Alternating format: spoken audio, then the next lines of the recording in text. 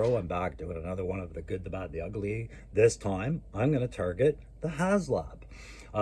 You might have seen earlier, I did a Delta 17. I've done, Action Force.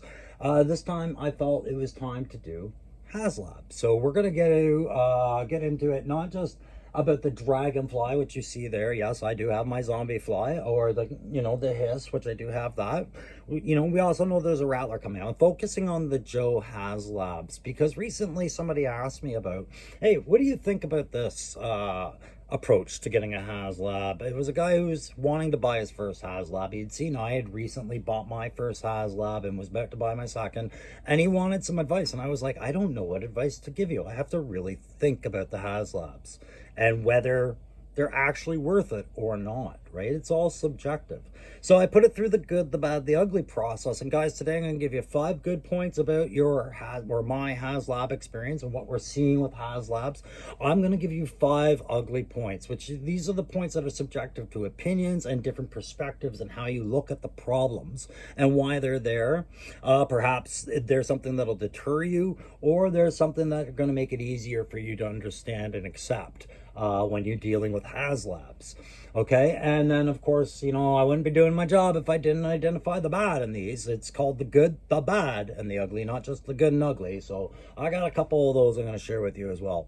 This is my way of reviewing a broader strokes approach to a toy line where I want to just kind of generalize it, and I don't necessarily need to throw a figure up there and just be specific about that. For those, I use the tactical perspective toy review. I still do those. That's where you're going to see Wild Bill, Glenda, Ripcord, and Crazy Legs show up very soon, as with many other content creators are doing an exceptional job. So I feel no rush to do that. I know when mine get watched, it'll be because it's a tactical perspective and it's my view on these things. But for now, I know a lot of great content creators like 3-Star Draw and Punk with Toys that are doing these things, and you should be watching these so you can understand what I refer to later. But for now, let's focus on the good, the bad, the ugly, and let's roll right into the good today.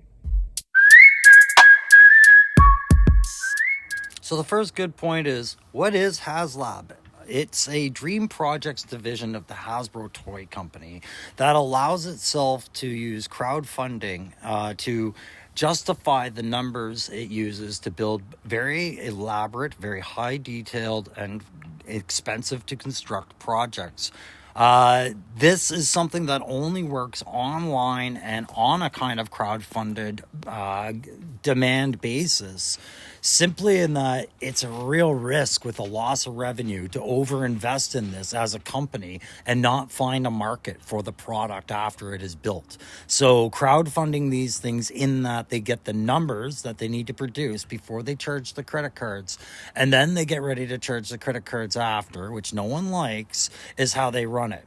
Now, if they don't get the numbers, it doesn't get made. And this has happened before.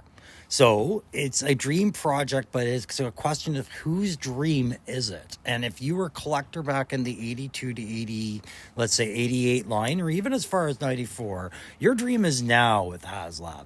What they are looking at is a very open market with the G.I. Joe classified franchise. There's the retail set of vehicles that we can get into, and then there are the ones that you had as a kid that were the bigger, more fun and functional, iconic vehicles. I'm talking about helicopters and hovercrafts, super tanks, and all the space stuff, right? So for that kind of stuff, the retail gamble isn't there. That's why we have HasLab. And it's a process that works for Hasbro in that, like I said, they get their numbers first. We as consumers have time to save and be prepared to take the hit on our credit cards for what is a very expensive but very intricate and often satisfying toy. So point number 2 is basically a one-box all-play inclusion. It gives you everything you need for a good time in the box. You get this amazing vehicle that you slap together relatively easily and securely with great electronics and accessible electrical, batteries over plug-in and USBs. And you get up to 3 to 4 figures depending on the tier unlocks for that particular HasLab, and if you bought it complete or not. That's enough play factor in a box for its price. And if you break down the original pricing of what these are when they go up for retail or for purchase on Hasbro, it's a really good solid deal. On top of all those things, you get different accessories. Often tier unlocks are one way to get them, but they're sometimes included with the thing already. So you get different kind of weapons or accessories that have different functionality that maybe they didn't have back in the original 80s 3 3/4 design, right? So these are all things that are very interesting and exciting to have in your hands on a one like on the current classified level for 6-inch figures. These are massive homages to what you grew up with. So of course, having all of those play features and then extra stickers and things like that, that's going to be the good point as well. Everything you need is in one box for you to be satisfied with that as a component. Point three is assurances. HasLab has assurances when you purchase. You want to have assurances when you're investing a large sum of money, like what HasLab tends to ask for their products. All right, you want assurances that it's going to be timely. You want assurances that it's going to be built strong and built correctly. And you want assurances that it's going to be covered if something has gone wrong. All right, so right from packing, if you're looking at the pictures that I'm putting up right now, right from packing, you can see that they're starting to take assurances. You get a shipper box.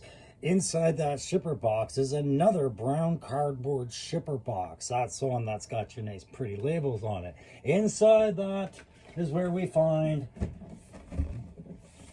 your graphics box of the actual product you're buying, right? So all these pretty art designs, everything. Remember, your HasLab money is paying for these graphics too. It's paying for all these assurances of beauty, design, collectability, and you're buying even little corner units. And this is perhaps one of the things that I love the most, is the fact that they put these inside the cardboard, well protected, because one of the assurances you can be guaranteed is they do the best they can to compensate for hack job delivery, where the guy leaves it on your porch, your $300 to $500 HasLab, and it doesn't require a signature, and it sits there all day. This $300 to $500 thing that you've waited a year for sits there all day on its side, and you can't be assured that he didn't just lob it there from 5 feet away because he saw your sleeping dog on the deck, or he's just that guy. But having these things in the corners will help protect that. So the HasLab does do what they can to assure the quality and protection of your items, okay? One thing you'll say, well, wait a second, the figures won't be taped. That's your assurance that they've never been anywhere else but in Hasbro, okay? They went right into the box. You don't have to remove the tape from the figures. The box is sealed with tape to tell you that it's all been protected since the day it left the factory, all right? So you have these quality control shipping assurances there. And then if you're watching currently, you're going to see right now there has been some things pointed out, as there usually are with any product, where, hey, I've got a damaged product. Some people have mentioned their canopy there's a hinge issue there, or they've received a defective figure along the way. They are able to communicate with Hasbro and get the assurance that that will be replaced. Now, how long and what is involved in those assurances is something I'm going to talk about later. But the fact that that's there, and they are quick to identify, yes, we will protect you because you backed us. We want to honor it. Those assurances are there. So unless you're buying it used and in the aftermarket, when you get something from Hasbro, you can say that some of your money is going towards the packaging to make sure that your product arrives safely. And you can feel assured that Hasbro recognizes that they owe you the obligation of replacing items that are broken, when even that protection you helped fund doesn't work out and you get a broken figure or a damaged component. So the fourth good point that is worth taking note is just that these things are, again, they're copies of what we had as kids, so they are very nostalgic to us. Blowing them up on scale, adding detail, adding lights, maybe one day adding sounds, having a lot of interactive play features that weren't there on the smaller scale. These, you can consider these the rewards of a life well lived if you were a Joe collector that was loyal to the line that long. But more importantly, it doesn't mean you have to collect this kind of a toy line. There is a very good reason for somebody who maybe was a casual visitor to Joe as a child to have maybe a HasLab in their office or their home office, or somewhere to look at, and not necessarily carry the classified line. There's a sense of class and appeal with the HasLab projects and their uniqueness and the way that they're built, that just can't be understated. These are meant to be displayed for the nostalgia reason. You put them out and it garners conversation with everybody from your age group who happen to have ever seen or grow up or knew somebody that was into G.I. Joe. It's a happy memory. It's not a tarnished memory. It's not politics. It's not religion. It's pure childhood nostalgia. And when you see a HasLab sitting on the shelf light up, doing things that you only dreamed of as a kid, there's a shared interest there that it's difficult to describe, but it can quantify somebody wanting to have these things for a reason other than collecting G.I. Joe as a line. The fifth good thing I'll say about this is at the price that these sit at, what I feel like I'm actually paying for is a centerpiece for display. I'm paying for some function to the display shelf of my G.I. Joe Classified and Retro line by giving something for the characters to gravitate towards. With the His Tank, you have enough space in there to wedge quite a few figures. Some of the turrets, some hanging off the sides of the turrets, manning the anti-aircraft guns. You have your driver. You have two ladders going up the step towards the driver. You have the back. And the helicopter, it's much the same. You have the driver, the pilot, and the gunner. You have foot pegs on the skids for tow-along riders. If you were to land it and have it down, you would have an entire maintenance crew, perhaps doing the checks on the side engine panels like we're seeing here, or the loading ammo, replacing missiles, all of this. These are features that can not just accommodate the figures that these come with, but multiple figures in your collection in their purpose and design. And that reward, I think, for collecting is that it's a slow build to get a vision of what your shelf might and possibly could look like. With the current selection we have with vamps and flight pods and rams, you can only get so much figure function out of it. HasLab changes the game for your display, and I think that's the point I'm trying to make with the fifth good point. So let's now move into the bad. So the first bad point really harkens back to something I was saying was a good point, and it's that crowdfunding supply and demand kind of rule once again, and how these are going to be prioritized. Remembering that I said those that were early to the line will probably see their vehicles created by Hasbro or HasLab projects than those later in the line, right? So if you were a big fan of the first three waves of G.I. Joe, you're pretty happy right now. But if you were a kid that joined in, say, 1989, and your favorite waves of G.I. Joe came in 91 and 92, it could be a long wait for the Hasbro. So how they're prioritized has to be this big convoluted equation on a sliding scale of what the market looked like throughout 1982 to 94 with the age groups that came in, the age groups that aged out of the line, and which ones replaced them and how long the line was there. And all of that is going to be your probability factor on whether or not crowdfunding HasLab is worth doing or not. And we could be looking at a timeline before Hasbro decides, hey, it's time to try some vehicles from later in the line, circa 89, 90. Remember, we're talking about 82 to 94. That's 12 years of kids growing and aging out of the line. So on that graph and that sliding scale, I say that they have to have up at Hasbro headquarters, they have to look at who's aging out and aging into their revenue brackets. Where is the disposable income coming from? And who should we be appealing to right now? That is also a direction I think is guiding HasLabs, which demands some patience. Okay, so the second bad point I would say that is firmly associated with the HasLabs is the mood killers when they start showing up. I'm talking about when you start seeing the defects starting to show up on the guys who first get their HasLabs before you even saw your delivery notice. You see these things unboxing. Oh, I've got a cracked figure. Oh, I've got a cracked canopy lid. Oh, I've got a broken whatever. It just kills your mood. Here you are, you've invested hundreds of dollars in this toy, you've waited a year, you've been right there along all the hype, and already you're starting to see the indications that you could be very disappointed when you open yours. How do you deal with these mood killers? Do you stay offline? Do you not watch reviews? It's hard because you want to know more. You want to know if you have a reason. You've invested in this. Maybe you invested a lot into this. Who knows? But what you end up with the rage killer is the display of rage. Sorry, the mood killers is the display of rage that goes with that. Some people who go over the top and take it very personal when they get a defective product from Hasbro, especially when it's coming from a HasLab.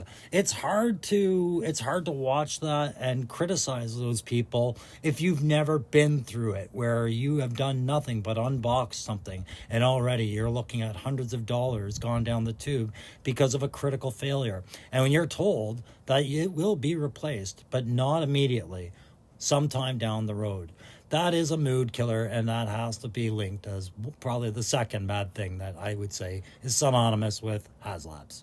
But really, isn't it any high-end purchase you make? Is it really just exclusive to toys? Wouldn't you do that about a new car? Just for some reason with Hasbro, we're paying more attention? I don't know. Maybe we're just fickle as toy collectors in our investments. I think mood killing's utterly unavoidable in toy collecting, especially in an age of YouTube reviews and things like that. And I put it in the same category as spoilers. It's like being told how Sixth Sense ends. But maybe you want to know, maybe you don't want to know until it happens to you. Who knows? But yes, mood killers are just as prevalent in the online community with these HasLabs as the praise givers. So while it might sound like I'm against the mood killers, and nobody likes having their excitement killed by people who have had a negative experience, but they are important. They give you an insight on whether or not your investment is compromised or not. So you have to pay attention when the mood killers speak. It's not pleasant, but it's a part of it. The question and the test for a HasLab purchaser is really, how much power do you give those mood killers until that product is in your hands? Do you fear for the investment you've made before you've had the evidence that you had a reason to be afraid? Right? That's what a mood killer brings to the table. It's fear. It's well placed sometimes, and other times it can get out of hand when it's mixed with a bit of rage and over-the-top reaction to minor details. So let's talk about illusion of worth for the third bad point. Okay, and I'm not saying that it's fake, that these aren't worth what you paid for them and won't be worth anything years from now. That's not what I'm saying. I'm saying we're not in control of that. You have to look at this through simpler eyes than just what you paid. If you're buying these for fun, nostalgia, childhood appeal, and just collecting just for the sake of you enjoy it, then you have no problems here. This point doesn't apply to you. But if you are somebody who is collecting with hopes of turning over an amazing profit down the line, selling these as rare collectibles, then there's some considerations you might want to hear here. The most important and probably only one I'll focus on is that you're not actually in control of that market. The collectibles market is constantly in a state of flux. What is appraised and what isn't is always growing. What is considered a mint condition item is always kind of evolved and is now expanded to things like packaging and other things, to the point where yes, you can make a profit off your HasLabs holding them over time and selling them at the right time to the right buyer. But just getting that availability, we're talking about $200-$300 US to start off with, and people seem to want to invest in multiples of these. I know the theory is to sell two to pay off the one, so you get your own HasLab for free by selling two more in the after resale market. But if you think about how that looks on a credit card statement, when especially if it's gaining interest, maybe you've lost your job since then, you can see how these great toys suddenly become a very big burden and really risk the peace and stability that you had that made you want to collect them, right? So just be careful when you're ordering the HasLabs, that you're paying attention to what they're telling you as far as payment dates, when they're coming out, and that you're well aware of what the shipping and handling rates are and all the other nuances of ordering them. You have no reason not to be informed of those things before ordering. A fool and their money are soon parted, right? I myself buy mine after the market because I was too slow to get around to HasLabs by the time the Dragonfly had come out. And when it came down to the Rattler, I decided to do something else after much consideration. I don't mind buying on the aftermarket, but I don't view these as investments. I only buy one of each. And it's for that exact reason. One, I need to take them out of the box. I don't want them to be collectible. I want them to be displayable. I don't want them for resale, right? So treating them as an investment is a real gamble, and you have to know what you're doing. It's not for the casual consumer to just decide investment time. Trust me, not the way to go.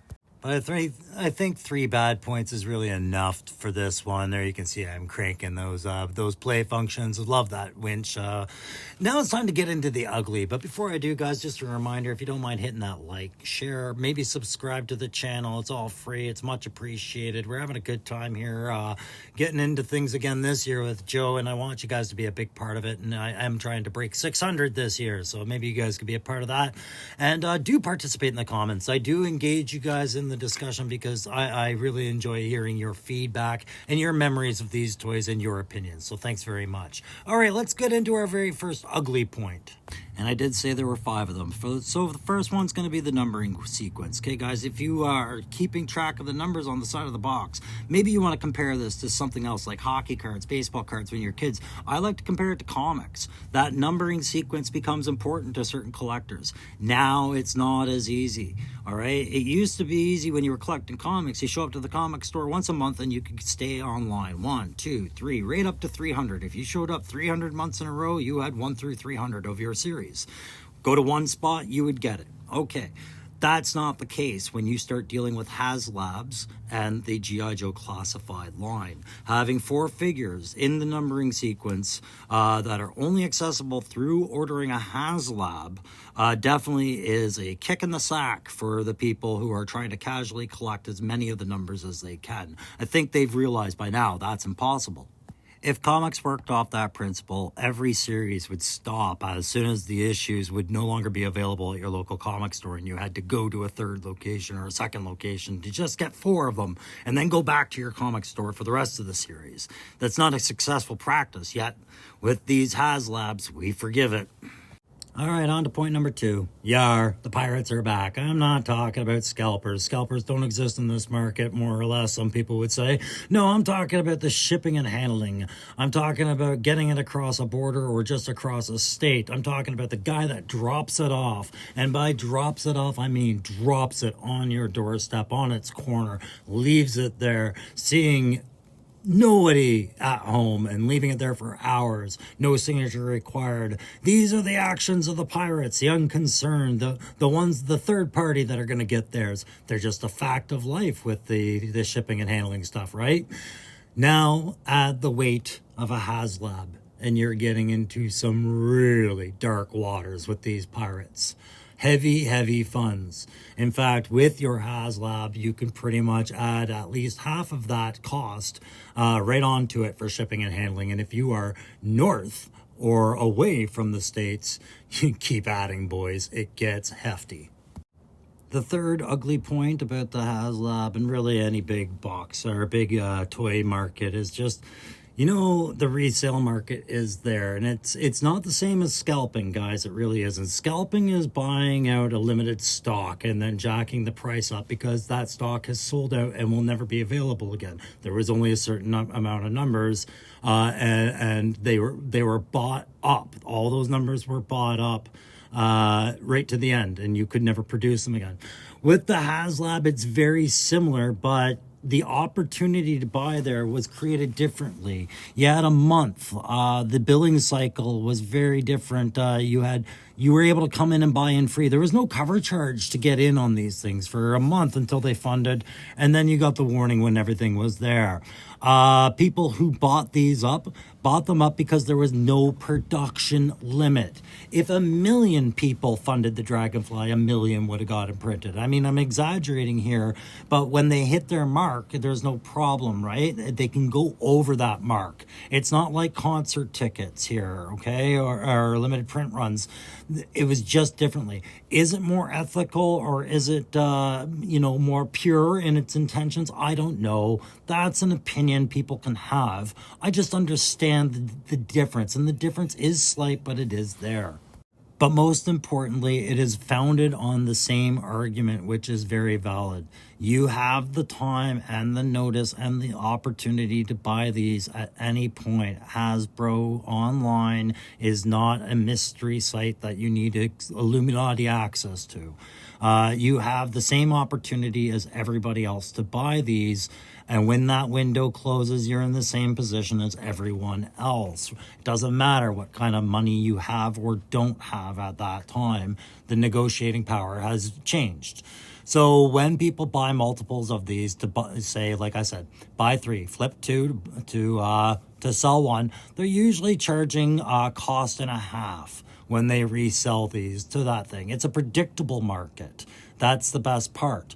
Now you also deal with people who are willing to part things out, because some people, there's a bit of animosity. They want the figure, but they don't want the vehicle, right? I can't afford a Dragonfly, but Wild Bill means so much to me. It's much what we heard with the Vamp and Clutch when the Vamp became so hard to get and people wanted Clutch, right? So this resale market, it's an absolute reality. Some may argue it's a necessity. Some may argue it's corrupt, and some may debate that it's not. It's just there. And if you're going to invest in HasLabs, and if you're going to miss those windows, then you're going to deal with the resale market. And understand that using the terms scalpers and offensive terms will not change or regulate that market any better, right? You have to expect it. And only in expecting it do you have any negotiating power, really. Look at us rolling right through this ugliness. Here's number 4. If you don't read the rules, you'll lose the game. Okay, listen. The credit card warnings and the communication with Hasbro is the key, okay? And if you don't have the money available when they need you to have the money available based on what you told them you wanted in your HasLab order, you could lose your whole order. You don't get much time to correct that, and I've heard people not getting a lot of leeway to correct that. If you lose your order, that doesn't mean you get to call them back and say, well, I'm going to order it again. You've lost your opportunity. You're going to wait for the next HasLab or revisit that whole resale market maybe you were trying to get in on. I don't know, boys, but again, it's about making sure your stuff's up to date and you're on top of your correspondences and communications with them. If everybody else is getting a notice and you're not getting a notice, you better look in your inbox and start checking your spam, seeing what you missed, guys. These opportunities don't come back, right? So that's the ugliness of the game. You better understand it.